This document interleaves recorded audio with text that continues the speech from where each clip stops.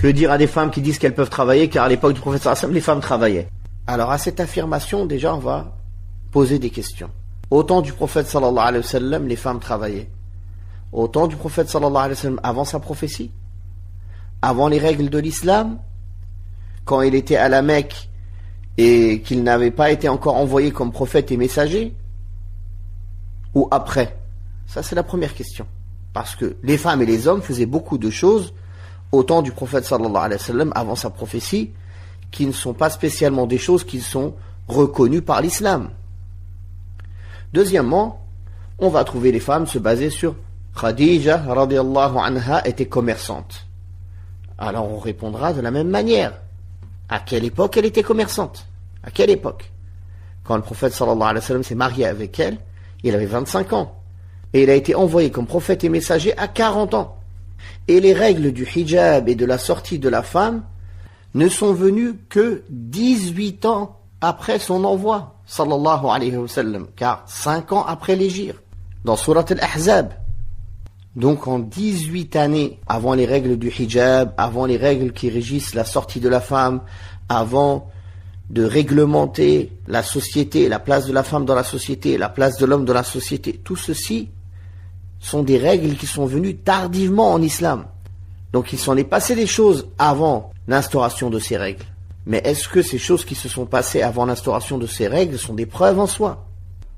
Non, bien sûr, car maintenant l'islam est complet, il est venu avec des règles supplémentaires tout au long de la prophétie, et maintenant il est obligatoire aux musulmans de prendre l'islam comme le prophète sallallahu alayhi wa sallam l'a laissé avant de mourir, et non pas de choisir les règles qu'ils veulent et se dire à l'époque, au début, la salat n'était pas obligatoire, au début, le hijab n'était pas obligatoire, au début de l'islam, il était permis de boire de l'alcool, donc moi je bois de l'alcool, je ne prie pas, je ne porte pas le hijab. Cette personne-là, elle n'aura rien à voir avec l'islam.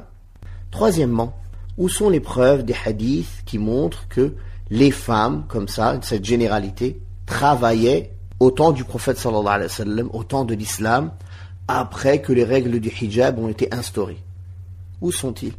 La seule chose, ils se basent sur ce que Ibn Hisham a rapporté, que Khadija était une commerçante. À l'époque, avant l'islam. Ce n'est pas un hadith qui est rapporté dans les recueils de hadith avec des chaînes de transmission. Rien de tout cela. C'est rapporté dans la biographie, dans Sira, comme dans l'histoire, tout simplement. Et puis, subhanallah, ce que Ibn Hisham, rahimahullah, rapporte dans la biographie concernant Khadija, radiyallahu anha, qu'elle était commerçante, c'est un témoin contre les personnes qui veulent prendre cet argument pour sortir travailler. Car Khadija, radiyallahu anha, ne sortait pas travailler. Elle avait de l'argent et elle faisait al-mudaraba avec les hommes commerçants. C'est quoi le mudaraba? C'est qu'elle avait le capital et c'est les hommes qui travaillaient. Elle ne sortait pas en voyage aller travailler.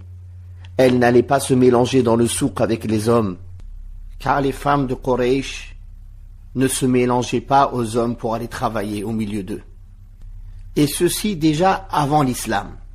Alors que dire après l'islam, après l'ordre d'Allah aux femmes de rester dans leur demeure, après l'ordre d'Allah aux femmes de s'occuper des responsabilités dans leur maison, de leurs maris, de leurs enfants, après l'ordre d'Allah aux femmes du hijab. Donc, Khadija, radiyallahu anha, avant l'avènement de l'islam, cherchait des hommes qui pouvaient travailler avec son argent, pour partager les gains entre eux. Et c'est ce qui s'est passé au début avec le prophète sallallahu alayhi wa sallam. Elle a engagé le prophète sallallahu alayhi wa sallam pour son honnêteté. Et le prophète sallallahu alayhi wa sallam travaillait pour elle. Et on répète, tout ceci était avant l'avènement de l'islam. Et encore bien avant les règles du hijab et les hadiths qui parlent de la responsabilité de la femme dans sa maison. Et les versets où Allah tabaraka wa ta'ala demande à la femme de rester dans leur maison. Et les versets où Allah tabaraka wa ta'ala dit الرجال قوامون على النساء بما فضل الله بعضهم على بعض وبما أنفقوا من أموالهم. Les versets qui parlent de la dépense de l'homme, du fait que l'homme il a une autorité sur la femme, et que c'est à lui de dépenser pour elle, etc. Donc se baser sur ces éléments pour en faire une généralité et dire les femmes travaillaient à l'époque du prophète sallallahu alayhi wa sallam, c'est faux. Malgré que dire cette parole comme ça, cette généralité est fausse, cela ne veut pas dire que cela n'a pas existé dans l'histoire de l'islam, que certaines femmes aient eu besoin de travailler ou de commercer, mais sinon, ce qui est connu, des musulmanes pieuses depuis l'époque du prophète sallallahu alayhi wa sallam jusqu'à nos jours, c'est que leur rôle principal se cantonnait à la maison. Et le travail est une exception chez la femme, et non pas la base. Et cette exception, elle est aussi régie par des règles. Pour vous montrer un petit peu la pudeur chez les femmes pieuses en toute époque. Il y a cette histoire de Moussa alayhi salatu wassalam, quand Allah tabaraka wa ta'ala raconte dans Surat al-Qasas qu'il est arrivé à Madian et il a trouvé des gens qui cherchaient à abreuver leur bétail. Et il a trouvé au loin 2 femmes qui étaient écartées du groupe qui retenaient leurs bêtes. Il leur dit: qu'avez-vous donc? Leur demanda Moussa alayhi salatu wassalam. Elles répondirent: nous ne pourrons faire boire nos bêtes que lorsque les bergers seront partis, car notre père est un homme très âgé. Donc premièrement, elles ne sont pas allées se mélanger aux hommes, elles sont restées loin. Et deuxièmement, elles ont expliqué que si elles en sont arrivées à venir ici faire abreuver les bêtes, c'est parce qu'il n'y a aucun homme chez elles qui est capable de faire cela. Donc c'est la nécessité et le besoin qui les a obligées à sortir abreuver des bêtes. Car elles ont dit: wa abuna shaykhun kabir. Elles se sont justifiées de leur sortie. Notre père est un homme très âgé. C'est-à-dire, s'il n'était pas âgé, on ne serait pas sorti. C'est notre père qui serait allé abreuver les bêtes. Et la preuve que la base où la femme doit rester, c'est sa maison, est la parole d'Allah tabaraka wa ta'ala: wa qarna fi buyutikunna wa la tabarrajna tabarruj al-jahiliyyati al-ula. Et ancrez-vous dans vos demeures. Que vont-elles dire de ce verset? La maison est l'endroit où la femme a ses responsabilités. Le prophète sallallahu alayhi wa sallam a dit dans le hadith rapporté par al-Bukhari et Muslim: la femme est bergère et elle est responsable dans la maison de son mari. Et elle sera questionnée sur l'objet de sa garde. Donc on voit bien que l'endroit, le lieu de ses responsabilités est la maison de son mari. Et non pas dehors. Comme le lieu de ses responsabilités est la maison, de même le lieu de ses adorations pour son Seigneur est meilleur dans sa maison. Le prophète sallallahu alayhi wa sallam a dit: la prière de la femme dans sa chambre est meilleure que sa prière dans la salle principale. Et sa prière dans la petite chambrette dans la chambre est encore mieux que sa prière dans sa chambre. Ce hadith il est rapporté par Abu Daoud et Tirmidhi et c'est un hadith authentifié par Sheikh al-Albani. Donc ça montre que même pour la prière, qui est la plus grande des adorations, celle pour laquelle l'homme est demandé d'aller la faire à la mosquée, la femme, il lui est demandé de la faire à la maison, et pas seulement à la maison, dans sa chambre à la maison, dans le coin le plus reculé dans la maison. Plus c'est caché, plus c'est reculé, et mieux c'est, et plus elle a une récompense. Ceci donc vient appuyer que la base, c'est que la femme reste à la maison, et soit préservée et cachée, loin du regard des hommes, et loin du mélange avec la vie économique à l'extérieur de la maison. C'est aussi parce que la femme a pas mal de travail et d'obligations et de responsabilités à la maison qu'Allah tabaraka wa ta'ala ne lui a pas imposé la prière du Jumu'ah comme il l'a imposé pour les hommes. Et il ne lui a pas imposé la prière en groupe à la mosquée comme il l'a imposé pour les hommes. Les femmes des compagnons du prophète sallallahu alayhi wa sallam, les femmes à l'époque du prophète sallallahu alayhi wa sallam, et ça c'est une généralité que l'on peut dire, étaient au service de leur mari. Et ceci n'a cessé d'être les bonnes habitudes et les bons us et coutumes de toutes les musulmanes depuis l'époque du prophète sallallahu alayhi wa sallam jusqu'à aujourd'hui. Ou jusqu'à un peu avant aujourd'hui. Car aujourd'hui, un très grand nombre ne veut plus, n'accepte plus cela. Comme a dit Asma, la fille de Abu Bakr, qu'elle était au service de Zubayr ibn al-Awwam. De même, Fatima, la fille du prophète sallallahu alayhi wa sallam, la noble fille du prophète sallallahu alayhi wa sallam, elle est venue voir le prophète sallallahu alayhi wa sallam se plaindre des blessures qu'elle avait sur les mains à force d'être au service de Ali radiyallahu anhu. Et le prophète sallallahu alayhi wa sallam l'a encouragée à continuer et il l'a agréé qu'elle s'efforce et qu'elle se fatigue dans le service de son mari. C'est ça que faisaient les femmes à l'époque du prophète sallallahu alayhi wa sallam. C'est ça le travail. Oui, elles travaillaient. Elles travaillaient au service de la maison, au service du mari et des enfants. Ce n'est pas un petit travail. Les femmes aujourd'hui veulent sortir travailler car elles déprécient, elles dévalorisent le travail à la maison. Wallahi, le travail à la maison, c'est un grand travail énorme. Comment une maison dans laquelle une femme n'est pas là pour tout gérer, pour accueillir son mari, pour accueillir les enfants, pour s'occuper d'eux, pour s'occuper des tâches ménagères. Comment cette maison? Comment c'est possible une maison sans cela? Une maison sans une femme et les filles pour l'embellir, c'est une maison morte. Wallahi, il n'y a pas un meilleur embellissement qu'une femme pieuse et avoir des filles pieuses à la maison qui sont là pour s'occuper et gérer la maison, ramener la bonne humeur, être au service des gens de la maison.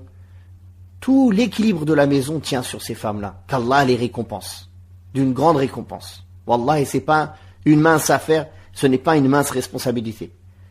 Derrière tout grand homme en islam, il y a une grande femme, une mère, une sœur, une femme qui est là pour le soutenir, pour l'aider, pour l'encourager, pour être à son service, comme Khadija radiyallahu anha. C'est comme ça qu'elle était avec le prophète sallallahu alayhi wa sallam. Elle ne lui faisait jamais de soucis. Elle n'élevait jamais la voix sur lui. Elle était là que pour l'encourager et lui faciliter et le décharger de la lourde charge qui pesait sur lui. Voilà, si vous voulez, prendre exemple sur Khadija radiyallahu anha, ce qu'il faut faire. Il peut y avoir des situations où la femme a besoin de travailler. Nous ne disons pas que c'est interdit formellement à la femme de travailler. Nous disons que la base pour la femme, son travail, c'est le travail à la maison, au service de son mari, de ses enfants, de son père, de ses frères, de ses sœurs. Elle aide à la maison dans tout ce qui est lié à la bonne gestion de la maison, à l'éducation, qui est vraiment un point essentiel aujourd'hui. On a perdu l'éducation des enfants à cause de ça, à cause du fait que les femmes ne font pas leur travail. Et elles sont allées s'occuper d'un autre travail qui n'est pas le leur. C'est pour cela d'ailleurs qu'Allah tabaraka wa ta'ala a donné la responsabilité de travailler à qui? À l'homme. L'homme de la maison est obligé de dépenser pour sa femme. Le père est obligé de dépenser pour ses filles. S'il y a une sœur seule, il n'y a personne pour s'occuper d'elle, ses frères sont obligés de dépenser pour elle. Pourquoi tout cela? Pour qu'elle ne sorte pas de son rôle principal. Mais malgré cela, il y a des situations où la femme a besoin de travailler, à condition qu'elle travaille dans le licite, à condition qu'elle ne se mélange pas aux hommes dans la mixité, à condition qu'elle ne voyage pas seule, à condition qu'elle respecte les règles du hijab comme il se doit, et à condition qu'elle ne délaisse pas son rôle principal à cause de ce travail. Même si elle a besoin de travailler, elle ne délaisse pas son rôle principal d'éducation, de s'occuper de sa maison, d'être au service de son mari. Il y aurait encore beaucoup à dire sur ce sujet. Surtout que ce sujet du travail de la femme, de faire sortir la femme pour travailler, c'est une idée qui vient de l'Occident après la Première et la Deuxième Guerre mondiale. Ils avaient besoin de relancer l'économie. Et c'est venu en même temps que les mouvements d'émancipation de la femme. Et malheureusement aujourd'hui, cela touche les femmes musulmanes. Les mouvements d'émancipation de la femme, les mouvements de féminisme, les mouvements où la femme dit « je veux être indépendante, je ne veux pas demander de permission à mon mari, je ne veux pas dépendre de lui financièrement, etc. etc. » Est-ce que ceci est une pensée islamiquement compatible? Pas du tout. Je vais terminer ce point avec une petite réflexion que je partage avec vous. Des méfaits de la sortie de la femme pour travailler et des conséquences que cela a sur la société et sur les mariages. Parmi les méfaits du travail de la femme, c'est que la très grande majorité des femmes qui travaillent ne respectent pas les règles religieuses. Elles se mélangent aux hommes, elles ne respectent pas les règles du hijab, elles sont parfois seules avec des hommes, elles embellissent leur voix, elles discutent, elles rigolent, elles blaguent avec des hommes, elles s'embellissent, etc., etc. Sans compter ce que l'on m'a rapporté de toutes les femmes qui s'exposent sur les réseaux sociaux sous prétexte qu'elles travaillent et qui s'embellissent et qui se filment, qui postent des photos d'elles, qui discutent avec des hommes tout au long de la journée, qui blaguent avec des hommes, et toutes les fitnas et tout le haram qui en découle. Le deuxième des méfaits, c'est que c'est la cause qu'elles négligent leurs devoirs vis-à-vis de leur mari, vis-à-vis de leurs enfants. Le troisième méfait, c'est qu'elle commence à concurrencer l'homme dans son autorité. Maintenant qu'elle a son argent, qu'elle a son indépendance, elle ne voit plus l'intérêt de lui demander sa permission, de lui obéir. Aussi, cela pousse à la pensée égoïste. C'est fini l'époque où l'homme sacrifie pour la femme sacrifie pour l'homme sacrifie son temps pour sa famille, les valeurs de la famille, pour subvenir aux besoins de sa femme, de ses enfants. Il est heureux de faire cela. Il attend en cela une récompense de la part d'Allah subhanahu wa ta'ala. Et la femme qui pense au bien-être général de toute la famille, comme l'homme pense au bien-être général de toute la famille. Et cette femme qui sacrifie pour le bien-être du mari, le bien-être des enfants. Non, aujourd'hui, c'est le matérialisme. C'est l'égocentrisme.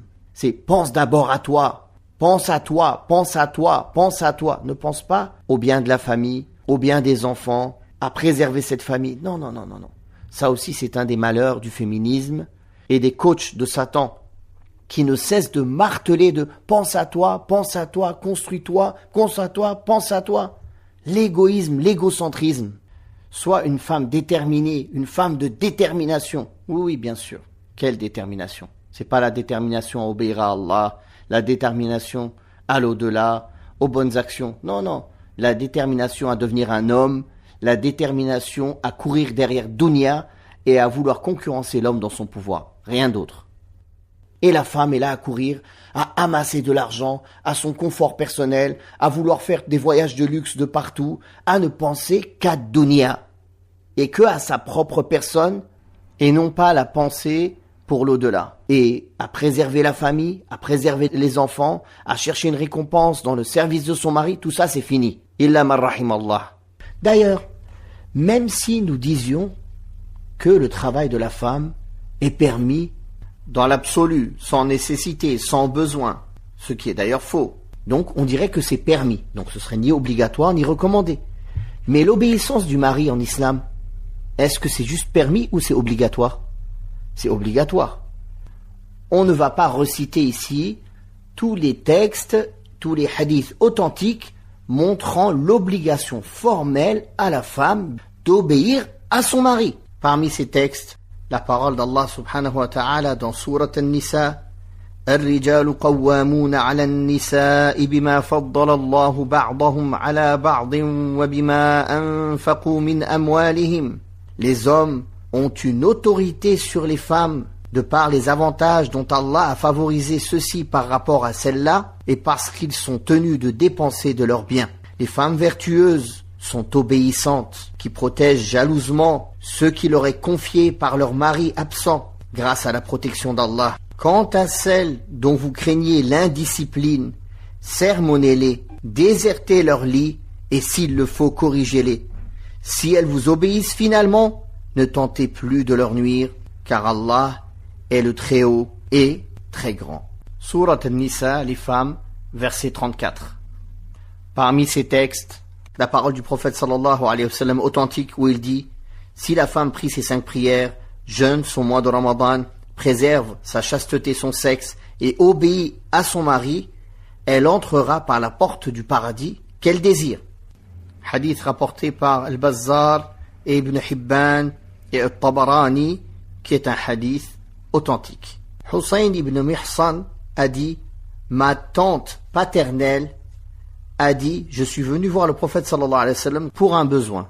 Il m'a demandé, est-ce que tu as un mari? J'ai répondu oui. Il a dit, comment es-tu avec lui? Elle a dit, je fais mon maximum pour être à son service et pour le satisfaire, sauf ce qui est au-dessus de ma capacité. Le messager d'Allah sallallahu alayhi wa sallam lui a répondu, regarde bien comment tu es avec ton mari, car il sera ou ton paradis ou ton enfer. Rapporté par l'imam Ahmed et Ishaq ibn Rahawayh et Al-Tabarani et rendu authentique par l'imam Al-Albani, rahimahumullah jami'a. Donc si un homme dit à sa femme ne travaille pas, est-ce qu'elle est dans le devoir de lui obéir ou non? Elle est dans le devoir de lui obéir. Mais où est cette femme qui acceptera cet ordre de son mari? Donc vous voyez bien que cette façon de penser est un tout, est une façon de penser féministe, qui va de pair avec ce mouvement d'émancipation de la femme répandu en Occident. Et qu'aujourd'hui on veut islamiser cela. Mais on ne peut pas islamiser quelque chose qui est contraire aux valeurs de l'islam. On ne peut pas islamiser quelque chose qui est contraire à ce que l'islam a décidé concernant le rôle de la femme et de l'homme. On ne peut pas islamiser un concept où la femme devient un homme et un homme devient une femme, où la femme devient comme un homme, veut tout décider, veut être indépendante financièrement, ne veut pas obéir au mari. Et c'est pour cela qu'aujourd'hui, les gens n'arrivent plus à se marier. Parce qu'un homme, il ne cherche pas à se marier avec un autre homme, comme lui, avec qui il va être en guerre tous les jours. Il cherche à se marier avec une femme qui va s'occuper de lui, qui va s'occuper de sa maison, qui va lui obéir. Donc parmi les méfaits que l'on peut citer aussi du travail de la femme, c'est qu'elle se virilise et qu'elle se masculinise à force de côtoyer les hommes, de sortir, de supporter les difficultés du travail. Elle perd sa féminité, elle perd sa douceur, elle perd sa docilité, elle perd son obéissance, elle perd tout ce qui fait d'une femme qu'elle est belle et qu'elle est plaisante. Elle devient un homme. Le messager d'Allah sallallahu alayhi wa sallam a maudit les efféminés parmi les hommes et les masculinisés parmi les femmes. Puis il a dit, sortez-les de vos demeures. Rapporté par le Bukhari dans son Sahih. On voit donc que c'est un péché majeur que les femmes ressemblent aux hommes et que les hommes soient efféminés, ressemblent aux femmes, car le prophète sallallahu alayhi wa sallam a maudit ces gens-là. Il a même ordonné de les exiler, de les éloigner des musulmans. D'ailleurs, les savants de l'islam expliquent que ceux qui sont maudits parmi les femmes qui ressemblent aux hommes et parmi les hommes qui ressemblent aux femmes, parmi les femmes qui ressemblent aux hommes, il y a le fait de se mélanger aux hommes, de prendre leur place, de vouloir prendre leur place dans la société, de vouloir prendre leur place à la maison, dans l'autorité, de se masculiniser même dans son attitude, dans sa place dans la société, et non pas seulement physiquement. Parmi les méfaits du travail de la femme, c'est l'épuisement physique et la pression psychologique qui ne convient pas à la nature de la femme, qui n'a pas cette force comme l'homme de supporter ces pressions psychologiques au travail ou cet épuisement physique. C'est pour cela d'ailleurs qu'Allah tabaraka wa ta'ala ne lui a pas donné cette responsabilité d'aller travailler ou d'être responsable des dépenses de la famille comme l'homme. Cela en découle qu'elle rentre chez elle, elle est épuisée. Et après, elle est fâchée parce que son mari n'a pas fait le ménage, parce qu'il ne s'est pas occupé des enfants. Donc c'est elle, l'homme, et le mari est devenu une femme qui s'occupe des tâches et des responsabilités de la femme. Allahu Akbar.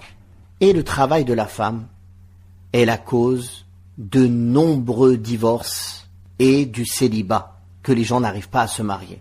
Comme l'a dit Cheikh Al-Fawzan dans plusieurs fatawas enregistrés, que la cause des divorces, c'est que les femmes sont devenues comme des hommes, c'est qu'elles travaillent, et la cause du célibat, que les gens n'arrivent pas à se marier, c'est que les hommes n'arrivent pas à trouver des femmes.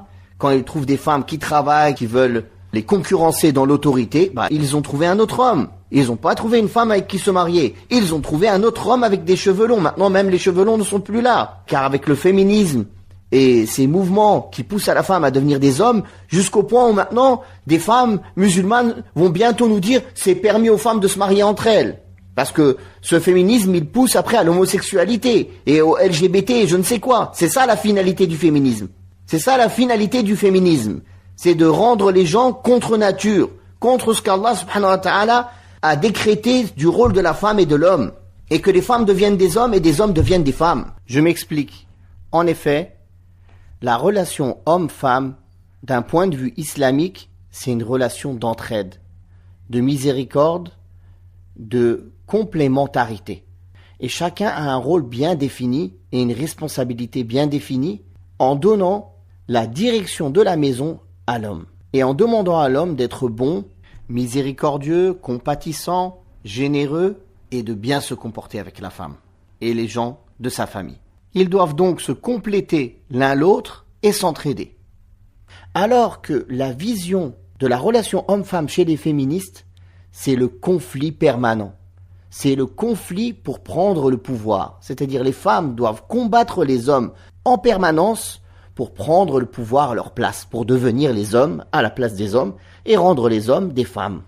Et on entend des slogans partagés, même par des femmes musulmanes qui se disent salafiyat, girl power, girl boss, je ne sais quoi, ce type de slogans qui sont des slogans féministes contradictoires à ce que l'islam peut accepter. Vous voyez donc la contradiction entre la vision islamique et la vision féministe de la relation homme-femme. D'ailleurs, ce féminisme, et je m'explique de ce que j'ai dit tout à l'heure, pousse à l'homosexualité. Comment ça? Tellement les féministes instaurent la haine de l'homme dans le cœur de la femme. La haine. Cette haine, elle la pousse à ne plus supporter d'être avec les hommes et à se dire « il n'y a que les femmes comme moi qui me comprennent ». Ou bien elles vont réussir à trouver un homme efféminé qui va accepter de jouer le rôle de la femme à la maison et elle, ce sera l'homme. Ou bien elles finiront seules ou jusqu'au point où elles peuvent finir encore pire que cela, à devenir homosexuelles, à se mettre avec des femmes. Car, comme je l'ai dit tout à l'heure, c'est ça la finalité du féminisme. Rendre les femmes contre nature, déformer la création d'Allah subhanahu wa ta'ala et rendre les hommes contre nature aussi. Il y a des hommes aussi féministes qui deviennent efféminés et qui prennent le rôle de la femme et la femme prend le rôle de l'homme. Donc je veux terminer avec une question pour ces sœurs qui désireraient se marier comme ça. Oui, moi je veux travailler, oui, moi je veux faire ci. Taïeb, ces sœurs-là, elles viennent avec un lot, c'est un mariage en lot, c'est-à-dire elles se marient, avec elles ramènent aussi une servante, comme ça qui va pouvoir s'occuper de la maison. Ou bien c'est un mariage en lot, c'est un mariage avec deux femmes en même temps. Une qui travaille et l'autre qui s'occupe de la maison. Parce que si elle va travailler, qui va s'occuper du mari et de la maison? Qui va combler les besoins du mari? Qui? Puisqu'elle est épuisée, elle travaille et elle rentre. Et quand il rentre, lui, en journée, il a besoin de sa femme. Qu'est-ce qu'il fait? Il va aller la voir à son travail. Ou bien elle se marie avec des servantes aussi en même temps qu'elle l'amène avec elle pour qu'elle s'occupe de la maison et du mari. Posez-vous des questions un peu.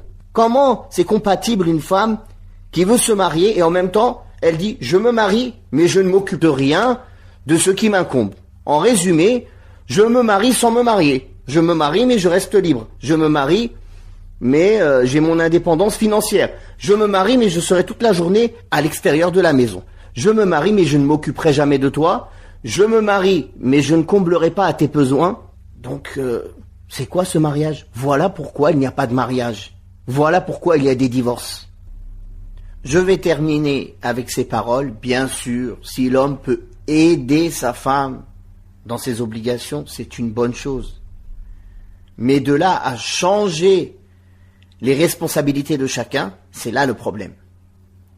Aussi, on se demande si les femmes sont devenues comme ceci, si ce n'est pas aussi une part de responsabilité des hommes qui ne sont pas de vrais hommes, qui ne s'occupent pas correctement des femmes, qui ne leur donnent pas leurs droits, qui ne sont pas comme des hommes devraient être avec les femmes de leur maison. Ça aussi, c'est une question légitime. Donc mon conseil maintenant pour les frères, soyez généreux, occupez-vous bien des femmes de votre maison, occupez-vous bien de vos filles, de vos sœurs, ne soyez pas avares, soyez compatissants avec elles, soyez protecteurs avec elles, soyez gentils avec elles. Mettez en pratique les hadiths du prophète sallallahu alayhi wa sallam où il demande d'être bon avec les femmes. Mettez en pratique la parole du prophète sallallahu alayhi wa sallam où il dit qu'un croyant ne déteste pas une croyante. Si certains de ses aspects lui déplaisent, d'autres lui plairont. Le prophète sallallahu alayhi wa sallam a dit: les meilleurs d'entre vous sont ceux qui sont les meilleurs avec les gens de leur maison, et moi je suis le meilleur avec les gens de ma maison. Car c'est comme cela que vous allez les aider à être des femmes pieuses. Ne les poussez pas à la rébellion, ne les poussez pas à tomber dans le giron des coachs sataniques et dans le camp féministe qui les mène vers l'enfer. En étant mauvais avec elles, en ne faisant pas vos devoirs avec elles, en étant avare. Chaque dépense que tu fais pour ta femme, pour tes filles, tu en seras récompensé si tu as une bonne intention. Mon frère, fais l'effort pour bien éduquer tes filles, pour qu'elles soient des filles de maison, des filles qui savent s'occuper d'une maison, qui savent cuisiner, qui savent tenir une maison, qui savent être affables, qui savent avoir les belles politesses, qui sauront être des femmes éducatrices, qui pourront savoir s'occuper des enfants correctement. Voilà le meilleur service qu'un homme puisse rendre à ses filles. Et pour conclure, pour ne pas s'éparpiller, nous disons que la base pour la femme, c'est de rester à la maison, de s'occuper de ses responsabilités à la maison, et que le travail de la femme reste exceptionnel, est une exception. Et ce n'est pas la règle de base, ni la normalité. Il lui est donc permis, si besoin est, si nécessité il y a, de travailler à juste mesure et dans les conditions citées et détaillées auparavant dans cet audio. Voilà le résumé. Barakallahu fikum. Je demande à Allah sincèrement qu'il ouvre les yeux de nos sœurs qui ont été ensorcelées, enivrées par l'appel au féminisme et par l'appel des ennemis de l'islam et par l'appel et l'enseignement de toutes ces coachs de Satan pour la sortir de sa féminité, pour la sortir du rôle pour lequel Allah l'a créée et la faire devenir comme un homme égaré du chemin de l'islam, de la pudeur et de la piété. Wallahu ta'ala a'la wa a'lam. Wa sallallahu ala Muhammadin wa ala alihi wa sahbihi wa sallam.